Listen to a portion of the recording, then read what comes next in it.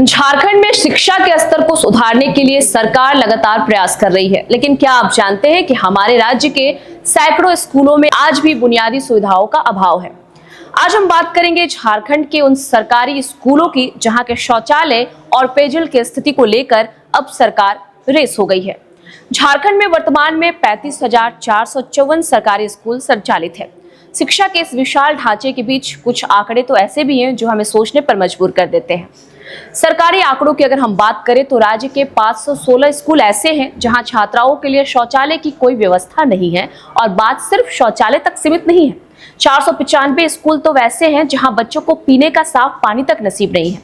और ये आंकड़े सिर्फ संख्या नहीं है, बल्कि उन हजारों बच्चों की परेशानी है जो हर दिन इन स्कूलों में झेलते हैं।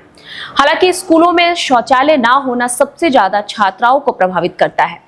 बुनियादी सुविधाओं की कमी की वजह से छात्राओं के स्वास्थ्य पर भी इसका असर देखने को मिलता है। इसके अलावा पीरियड्स के दौरान सुविधाओं के अभाव में छात्राएं स्कूल जाने से भी कतराती है, जिससे उनकी पढ़ाई बाधित हो जाती है।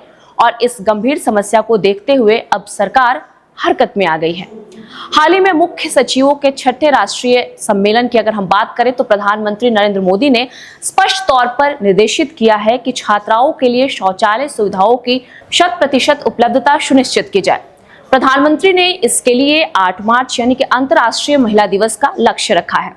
झारखंड सरकार और शिक्षा विभाग ने इसे बेहद गंभीरता से लिया है। झारखंड शिक्षा परियोजना परिषद के राज्य निदेशक शशि रंजन ने सभी जिलों के उपायुक्तों को सख्त निर्देश जारी किए हैं। उन्होंने कहा है कि यही वजह है कि स्कूलों में छात्राओं की अनुपस्थिति बढ़ जाती है और अंत तक कई लड़कियां अपनी पढ़ाई बीच में ही छोड़ देती हैं, जिसे हम ड्रॉप आउट कहते हैं। इस गंभीर समस्या को देखते हुए अब सरकार पूरी तरीके से हरकत में है। निर्देश में साफ तौर पर यह कहा गया है कि जिन स्कूलों में शौचालय नहीं है या फिर खराब हालत में है, वहां युद्ध स्तर तक काम शुरू किया जाना चाहिए।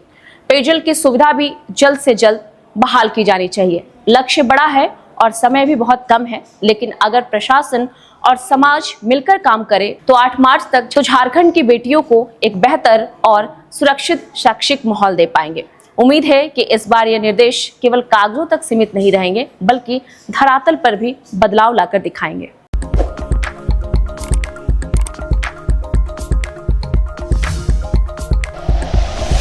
Like and share videos, subscribe करें हमारा चैनल और प्रेस करें बेल आइकॉन। न्यूज़ 11 भारत, सच है तो दिखेगा।